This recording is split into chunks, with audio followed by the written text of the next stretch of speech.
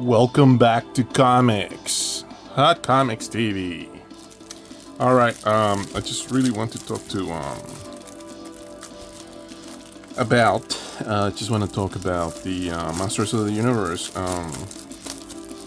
This is a collection of all the mini comics that came out with the action figures back in the day, and they were all destroyed, obviously, by all the children my age, because you didn't know what to do with a comic book back then.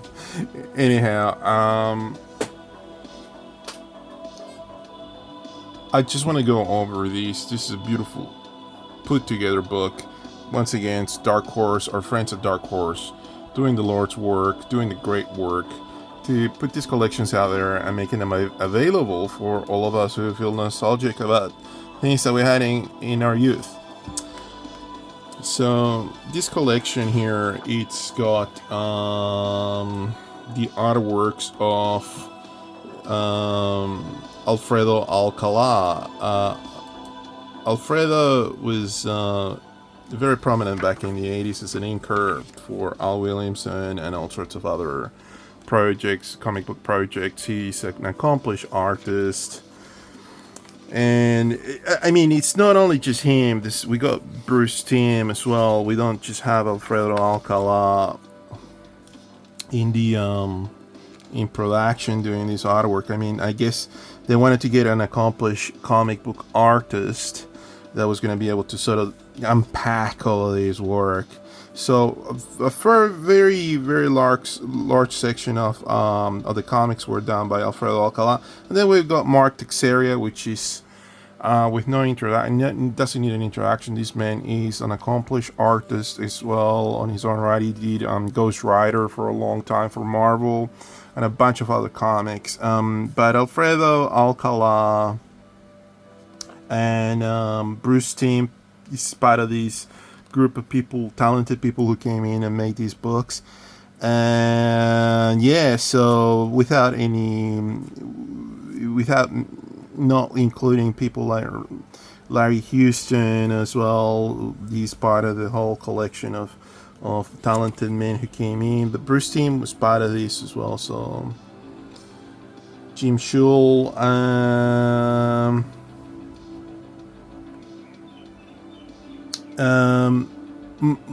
Mike Sikorsky as well. All of these guys came in and gave us the best time of our lives, of our memory. Apologies for the glare. So this is fully glossed paper, as you can sort of tell. I'm just going to be adjusting on this one. I'm just going to flip quickly on this one. This is a very large volume. If you love Masters of the Universe, if you love the cartoons, if you love that part of history of action figures and toys and everything else that came along that time, this is the way to go. This is collecting all those books, and most of them did not have like a well sort of cohesive articulated like narrative about it. At the very start, this story is just showing him, and he's a barbarian living out there in the wilderness with a village of barbarians, and then he encounters, the priestess. The priestess is green at that stage. Marvel had not really come out with a proper library of bibliography, or like a historical sort of setting about what the characters were supposed to be about. This is just all on the go. The executives, if you were to see the Toys That Made Us, the documentary on Netflix, if you watch that, you'll see how the executives at Mattel came around with this book. Came about with these ideas, and it was just like on the fly. Everything was on the fly. The making of the toy was on the fly. It was just a bunch of dudes that did this, and they just pitched ideas, and it all worked out. This is amazing work. This is absolutely amazing work. So that's the priestess before becomes the sorceress or whatever, and she gives him all the equipment that He-Man has to do. He's the strongest man in the universe. Prior to these, I would dare to say that there was like a collection of like a tiny little a special edition with Superman. So Superman encounters He-Man, and they have a like like a fight against each other. That's what you're a villain, your archetype villain, and you can't go wrong with a skull and a hood. I mean, he's just epic. What Skeletor is. We got our version of Grayskull, Castle Grayskull, Beastman fighting Tila. This is a blonde Tila, mind you, and she rides a unicorn, which is kind of like a prototype, I guess, to the idea of She-Ra, the twin sister of Adam. So yeah, this work, I mean, this is amazing inking and go on illustration, because this is an illustration. This is like in the narrative of like I guess Sunday not Sunday funnies, but like a comic strip with you don't have balloons, you just got the narrative happening there, and these illustrations happening in there, and the big panels that Alfredo Alcala is doing. He's not the best. He was the very best. He's the very best of all. You can sort of see his old markers, very quick, and ink. Amazing work. This is amazing work that he did for Mattel back in the day. And it's all using the props and on the things that happen on the castle. Like this happens on the toy. You can press healing chambers and whatnot. So for the playset. He-Man and Man at Arms. So beautiful work. I can't begin to say that this is just one of the most influential pieces of art that I've ever seen and that I've enjoyed over the years. The toys obviously were part of my childhood and the childhood of many grown men now. And these comics were absolutely beautiful, the way that they were printed back in the day, and yeah, beautifully done. All the marker work. So I'm adjusting for the light. Apologies, for the light. Never adjust that. Anyway, Skeletor, beautifully drawn. Look at this. Some of the ideas for the toys are like there because this was a component of the castle.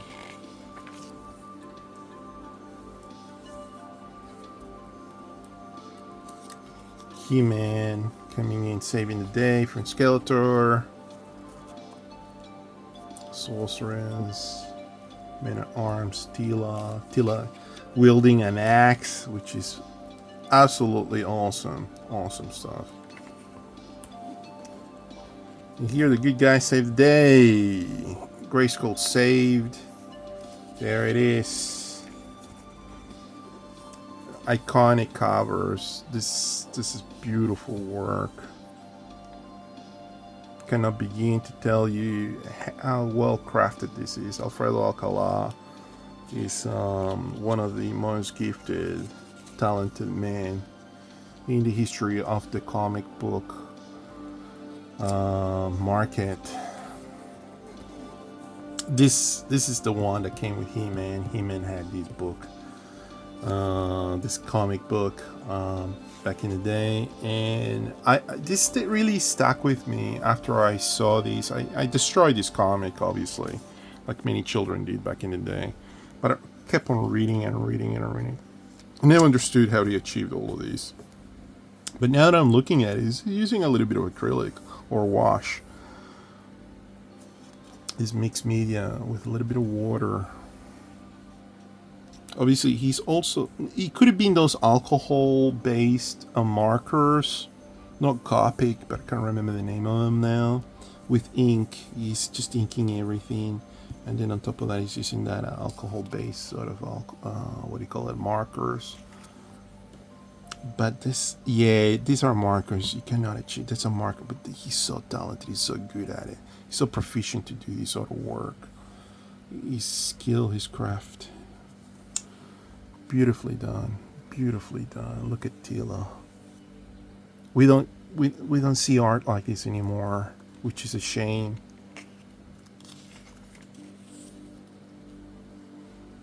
Adam is still not at the castle. That whole ideology that he's the prince of Eternity is still not part of the whole thing. His Skeletor happening in Grayskull, and this you could do with the playset. So yeah, that's well known. Tila, beautifully done. This is a red-haired Tila now. It's not blonde anymore. He's applying media there. This is just doesn't just happen like that. You gotta apply the acrylic on top of it. He's doing mixed media here all together. That was part of the playset as well. You could rotate the throne, and there was a false floor trap, false trap. Here's Skeletor, the mighty Skeletor. This is beautiful work. The whole idea is just so outrageous and so cool at the same time. I mean, you got Battle Cat, and you got some sort of analog technology. This is beautifully rendered. The way that he's done this with pen and ink. Yeah, I cannot give enough credit and just adulate and give so much compliments to Alfredo Alcala. It's beautiful work. These markers, beautifully done. The markers. It's almost like a product for advertising, like a production drawing for advertising.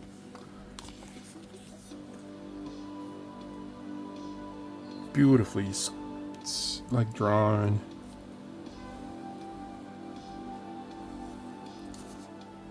He's giving you perspective drawings. I mean, this is insane how he's going from panel to panel and providing different types of illustration at a different sort of like points of view of camera angles. It's almost like it's made for a storyboard or a film. And here's the fantasy component, you know, like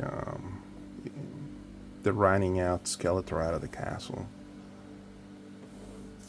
And Eternia, it is beautiful landscape that's in outer space somewhere, in another world.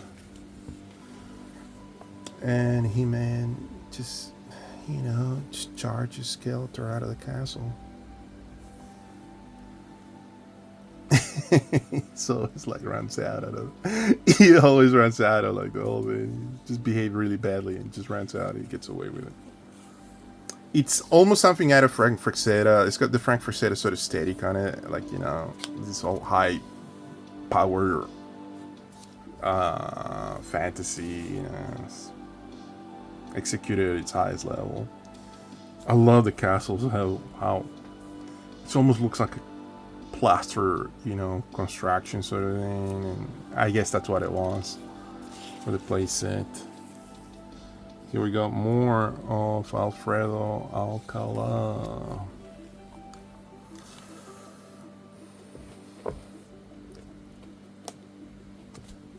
Merman. Introducing Merman.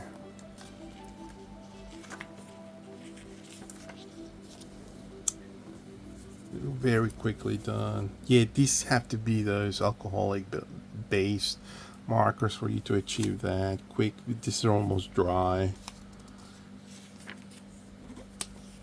Well colored. He's never shy of changing the color background for the aesthetic of the panel. I mean, we got a hot pink at the background, and that makes the characters like Skeletor stand out even more, being the opposite of that. Warmer colors in a cool costume like Merman, except Tila, she's in a warmer sort of European-like color sort of scheme. Beautifully done. So at this stage, He-Man's still in one mode. He's still He-Man, and he's calling for Battle Cat in the jungles or forests. Comes to Men-at-Arms at his shack. Look at this, Amazing, amazing, amazing, amazing stuff.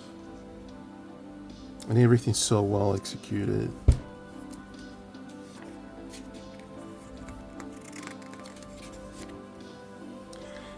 And these men did this production and this idea so well that they knew that this was gonna sell, and it affected so many of us at that stage, and it became part of our lives so well that we're a total generation of men that never gave up their toys, I guess, or the love for them and the stories that accompanied all of this.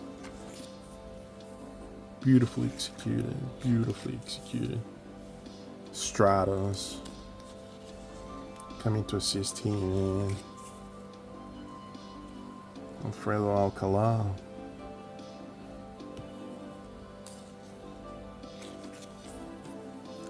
Beautifully executed. I mean, I cannot give more compliments because at one level it's done, but it's also because of it, the speed that he's executed all these comes across almost like a sketch, you know. So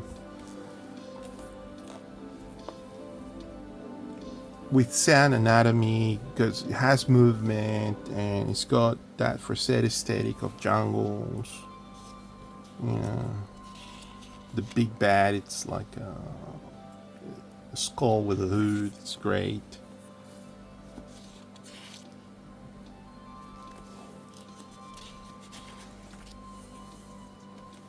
The narrative of the whole story is amazing. You don't get lost with the panels. Still back again. She's blonde. He-Man's fighting with a sea monster he has to fight because Merman is the main antagonist in this tale.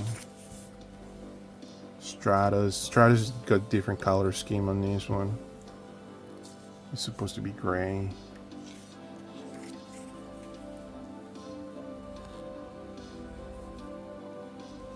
Beautiful work. I just wish more people were talking about these. It would be a fun topic. I mean, we got cartoons and we got all of this new stuff that's being pumped out. Wow. So this is Mark Texeria, Mark the Big Tex Man. Yeah, so we got an interview here with Mark, one of my favorite Ghost Rider artists of all time. I mean, he would have been very young doing this sort of thing.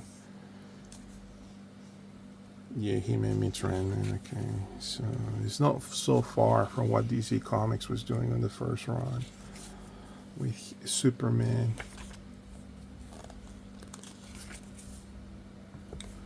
I'm just gonna quickly go through this. I just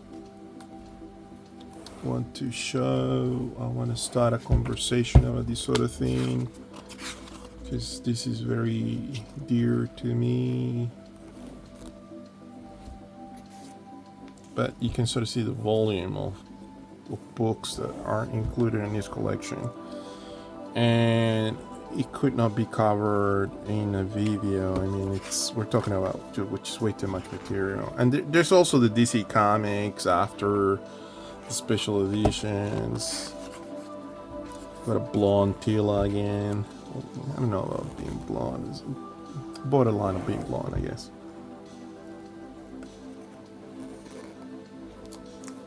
It's fantasy, action, with science fiction tropes. You got technology from another world. Skeletor wants to take over Eternia, and yeah. Alfredo Alcala comes back after Texeria's run. This is beautifully done.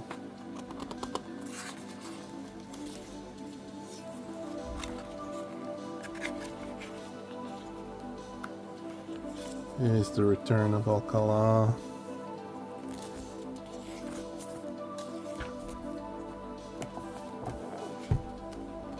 Always well executed. There's never a dull moment with this man.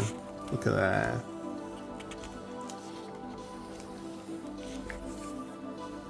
This is a really great collection. I can't not stop giving credit to the people who put this together. Obviously, it's on the nostalgia realm of things, but if you love comics, if you love art, if you love the art of Alfredo Alcala and all of these magnificent short run stories, it's all marker there. Do yourself a favor, pick it up. I know this is being out for a while, but I don't think it's that hard to get now. Beautifully done. Well printed. This is the Bruce Timm run. Let's take a look at the first cover. Unmistakably, this is Bruce Timm. You see him. Bruce Timm, for those who don't have an idea, he is the creator of the Batman TV series from the 90s that also influenced, I mean, not only influenced but inspired, and many people had a large audience. We all loved those Batman cartoons.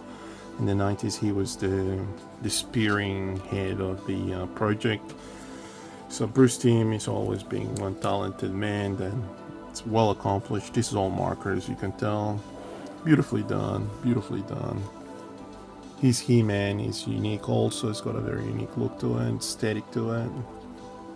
Skeletor as well. Skeletor's well drawn, well illustrated. It's amazing stuff. Amazing, amazing stuff.